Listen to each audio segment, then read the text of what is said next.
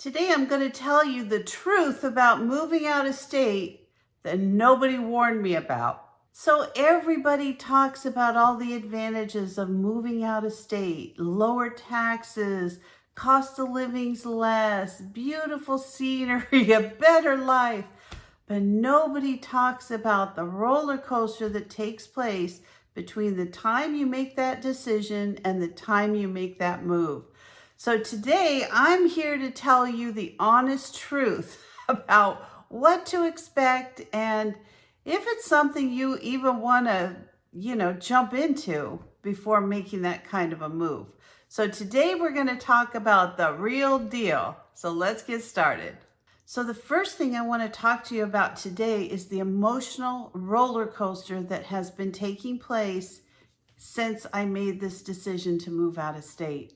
Now, I am excited. I'll start the video off by telling you I am excited. I've wanted to live in the Idaho, Oregon, Washington area for many, many, many, many years. So this is a positive thing, but I think that in-between thing is much harder than I thought it was going to be.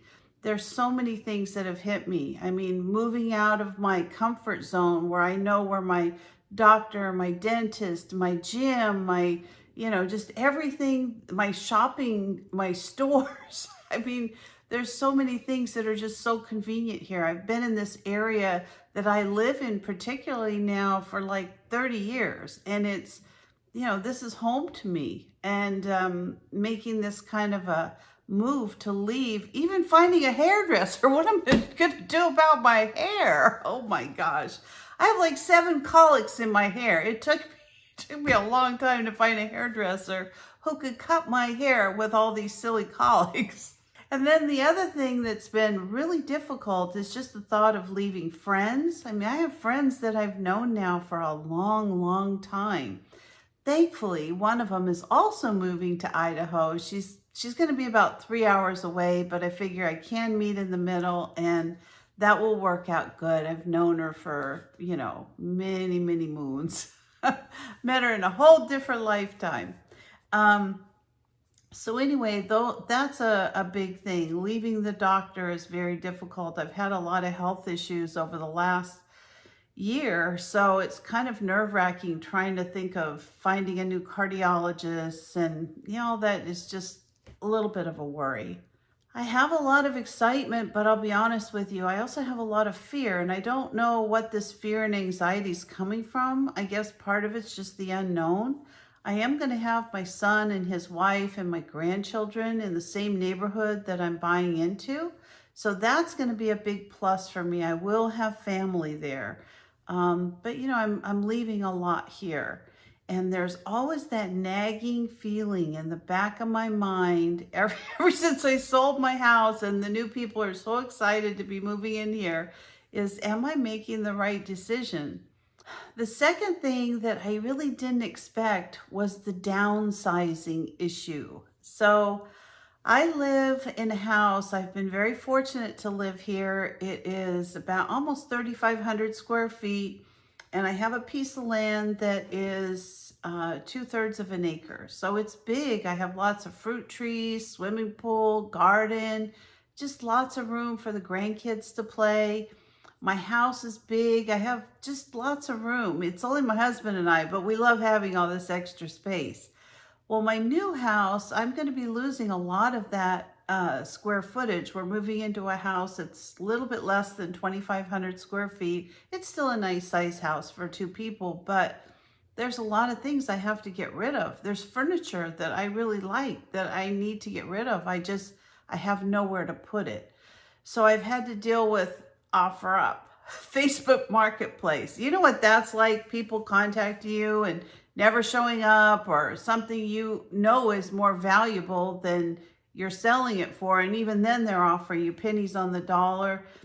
Giving to the Goodwill, donations, sales. I mean, all that is extremely stressful. And this whole idea of downsizing for me has been really difficult because I like pretty much everything I have. I've worked really hard for it, and a lot of the things I have are not super valuable, but they have a lot of emotional attachment to them.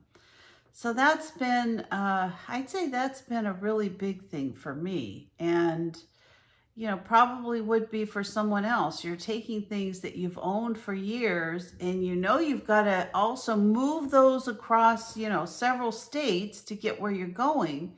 So, it's a lot to think about when you start downsizing. And the lot that I'm moving into, it's much smaller as well. It's about a third of an acre. So it's still big, but it's not as big as what I have here. So I've got to really think about how to work with the backyard to make it enjoyable for me and the grandkids, my husband, my kids. I mean, I want everybody to have fun there. And I think the other realization is just how much stuff you've accumulated. I mean, we're not even talking furniture. I opened up my closet to my office and I have those big storage racks. And so everything is nicely put away in the storage racks. And I utilize a lot of that stuff. And it's like I took out the storage racks because I am taking those with me for my new office. I'm going to just put everything back the way it was, but taking it out, that's what it looks like. It's a disaster. Ah, brother. And the other thing is storage units. Just the whole idea of having your items in storage. I mean, I don't know about you, but I have never done it. Well, I guess I did it once in college, but there's bugs, there's lizards. I mean, I don't really want the things that are in my kitchen, in a storage unit. I'm doing it because I have no choice, but I think probably I'm going to have to unload everything in my garage, make sure that everything's re-cleaned and all that. So I'm just trying to kind of think through everything before it goes to the new house. So storage units, and then just the fact you've got to move things back and forth to the storage unit from your house is another big thing. The third thing is selling your home. Now, I was fortunate. I actually sold my house in 17 days. We're closing escrow in about a week. And, we've already had the home inspection. We've had a lot done to the house. So we're really happy with the way things have gone. But the process of selling your house, having people trample through things, and some people aren't as kind as others, the things they say or do. And so that's been a challenge.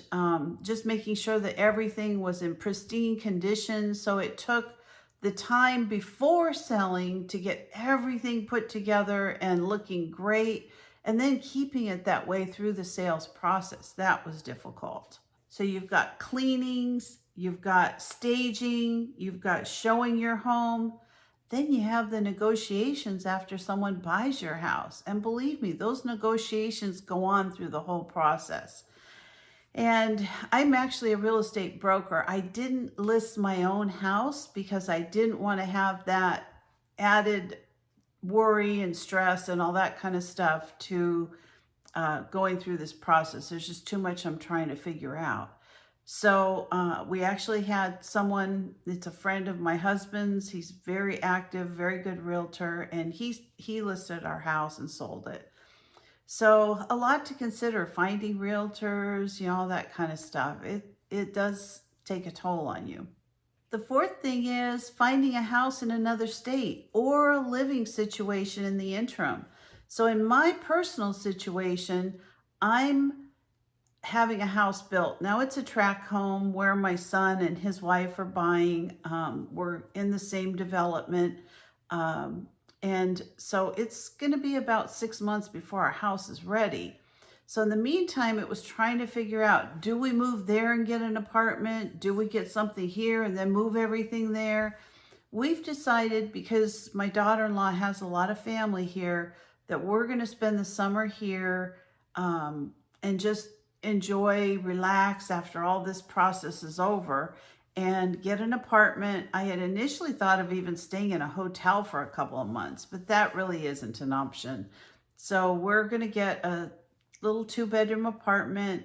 We're putting most of our stuff in storage, but we're going to take a few things for the kitchen, for, our bed, different, couch and a reclining chair, just to make it comfortable while we're there. And then when it's time to move, we'll just move the apartment and then we'll move the storage unit all to Idaho. Now, I don't know that our house will be built when my son's is built. He was ahead of us. So we may end up staying in a hotel or getting another short-term apartment. I'm not sure when we get to Idaho, but we shall see. I need to make sure that everything's done, as stress-free as possible. And that is not easy when you're trying to figure out how to maneuver all this to another state. The fifth thing is the unexpected expenses. Oh my gosh, just the fuel to go back and forth, hotels, if you're staying there, checking things out in the new state, buying food, it has been quite expensive.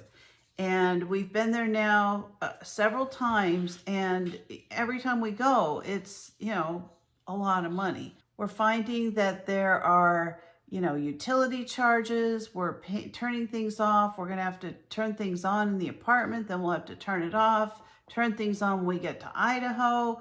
We've got to change registration. In our case, we just bought an RV before we decided to make this move. So we had to get our RV storage set up. Our RV's already set up. We have that all taken care of. But it just seems like there's so many expenses that have come up through this whole process. So I could go on, and I'm not going to, because the video will be like an hour. But you get the drift. I mean, there's just a lot going on. And yeah, I'm 66 years old. It's not like I'm 30, like my son in my 30s. He's not 30, but in my 30s or 20s. I mean, this is a hard move. It's much harder than I thought. I start early in the morning, prepping, getting everything, as much work as I can get done during the day. And then at night, I mean, I'm exhausted. I worked last night in my office, even though these pictures don't look like it. I worked for hours, and it's quite challenging, I can tell you that. And I thought I would be so tired I would just crash every night, but I have so much on my mind that I'm actually having a little bit of trouble sleeping. So there you go. Those are the things you don't expect when you move out of state, and nobody really truthfully tells you. So I'm sure this time next year I will be in a much better place. I am excited every time I go there and I'm able to spend a little bit of time and check it out.